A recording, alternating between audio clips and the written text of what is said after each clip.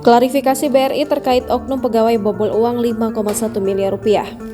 Regional CEO BRI, Regional Office Jakarta 3, Nazarudin menjelaskan, kasus oknum pegawai yang membobol uang bank BUMN hingga 5,1 miliar rupiah.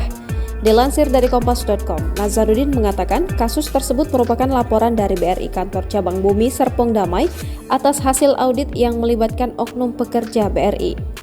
Laporan kepada pihak berwajib tersebut merupakan bentuk komitmen BRI dalam menerapkan praktik bisnis yang bersih sesuai GCG, ujar Nazarudin kepada kompas.com Jumat 27 Oktober 2023. BRI menerapkan zero tolerance kepada oknum pelaku yang telah merugikan BRI baik material dan imaterial.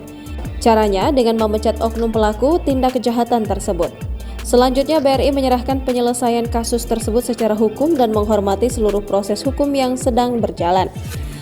Pihaknya juga memberikan apresiasi setinggi-tingginya kepada pihak Kejaksaan Tinggi setempat yang bertindak cepat menangkap pelaku.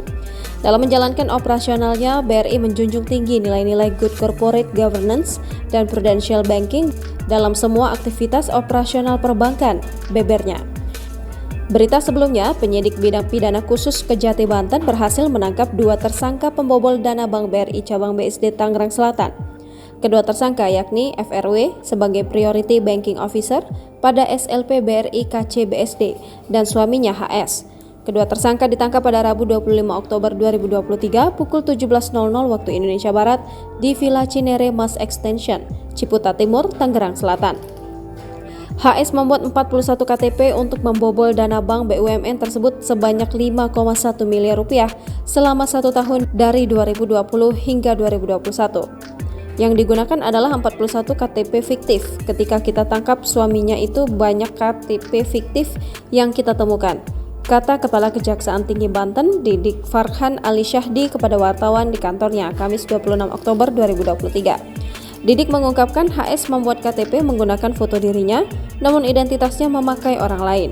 Mereka telah ditahan di Rutan Serang dan akan dikenakan pasal 2 ayat 1 dan pasal 3 JO pasal 18 Undang-Undang RI nomor 31 tahun 99 tentang Tipikor JO pasal 55 ayat 1 ke 1 KUHP.